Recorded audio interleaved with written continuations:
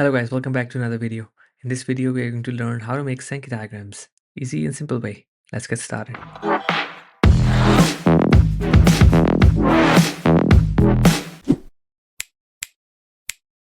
So Sankey diagrams, they are the clearest way to show where something actually goes. So you see three nodes on the left side: coal, gas, renewables goes to generation, and then they are split down to industry, buildings, and the losses. It can be different shares. So this is just an example. So what does each flow width represents? So width actually shows the quantity. So every ribbon is drawn in proportion to how much it moves through it. So a flow twice as thick carries twice as much. So that's how the flow's thickness defines that's coming from the node. So one side, these are the nodes, these are the links, these are the flows that are connecting nodes to nodes, and then what enters a node must leave a node. So if it's a sum here is 30, the exit should also be 30. So that's how the flows are working around. So why can't we use bar chart when it comes to Shankies? Because bar chart only tells you how big each category is. They cannot tell how or what they become, or cannot tell you what becomes what. So Shanky actually shows the destination. So for instance, coal goes to useful, or coal goes to loss, how much of the coal is going to loss, or how much of coal is going as a useful resource. So that's something we can see clearly using Shanky diagrams. So rule of thumb, anything that splits, merges, or leaks can be used for Shanky diagrams. So for example, energy systems, budgets, supply chains, you can clearly see how these break down into different categories or how they are divided from one category to multiple categories. So 3 times Shanky is a wrong figure. One is like if there are too many nodes, but nowadays the tool that I made helps you figure out a lot of multiple nodes in a really easy and clean way. So Shanky does helps, but also if the totals don't change. So for instance, 100 goes in, 100 goes out. It doesn't help to use a Shanky, but sometimes you can use it just to show that how the breakdown is how the overall system breakdown looks like. And then if nothing is flowing, that these categories like don't turn into one another. So this is the bar chart where bar charts are much more useful in those cases. Some of the bad Shanky examples are nodes in arbitrary order, so ribbons cross. So this is something that we solved in our tool, which is available at haiderniaz.com // Shanky tools. So you can like redesign the nodes order at the best possible configuration, so they have less overlap and they also look very clearly visible.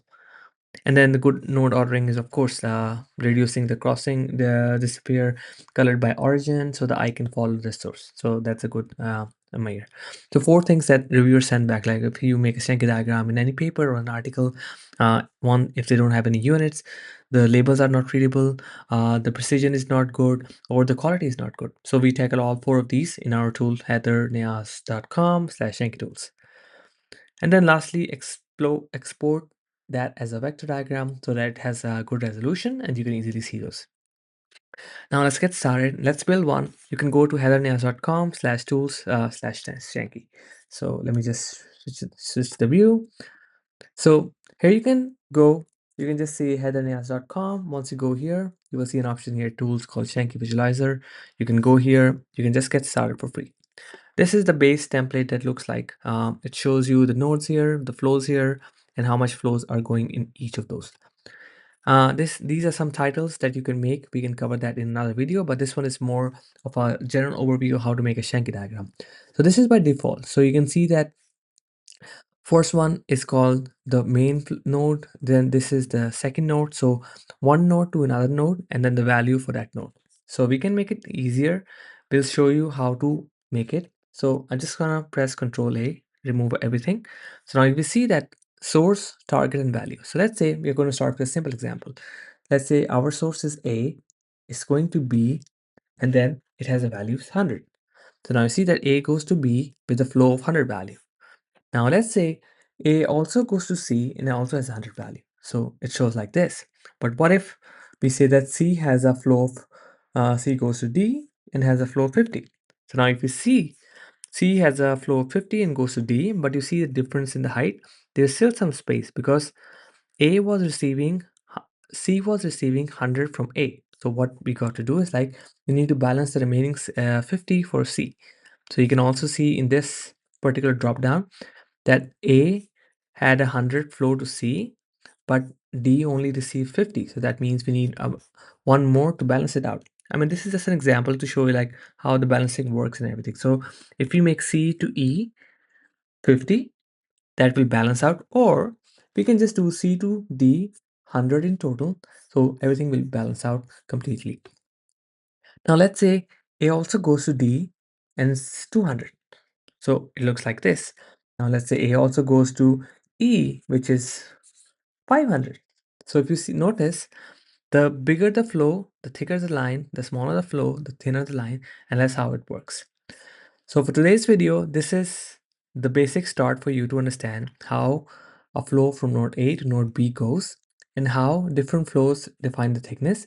And then one last thing to take with you is like there are different flows to show a Sankey diagram. It can be curved, it can be S-curved, and it can be orthogonal. So what I like more is like S-curves and orthogonal because they actually help in making views more clearly. So let me just refresh it. Let's go back here. So this is a default example. One last thing before I leave, you can also drag and drop the nodes. The nodes will automatically reassign them with the best possible position. But once you do optimize, it will automatically find the best possible configuration for your Sankey diagrams.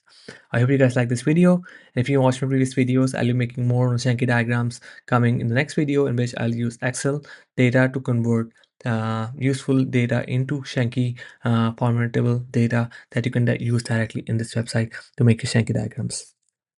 Thank you for watching. Till next video, take care. Bye-bye.